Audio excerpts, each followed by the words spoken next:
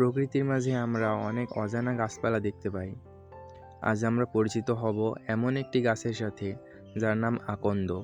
এই গাছটি সাধারণত রাস্তার ধারে, খোলা মাঠে এবং গ্রামাঞ্চলে স্বাভাবিকভাবেই জন্মায়। আকন্দ গাছের ফুলগুলো দেখতে খুব সুন্দর, হালকা বেগুনি ও সাদা রঙের মিশ্রণে গঠিত।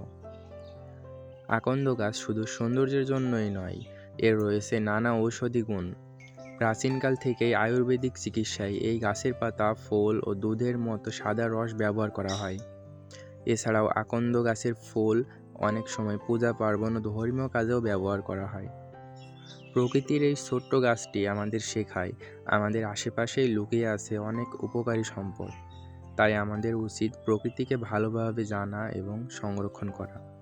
আমাদের আশেপাশে থাকা অনেক গাছের মধ্যে লুকিয়ে আছে অসাধারণ গুণ।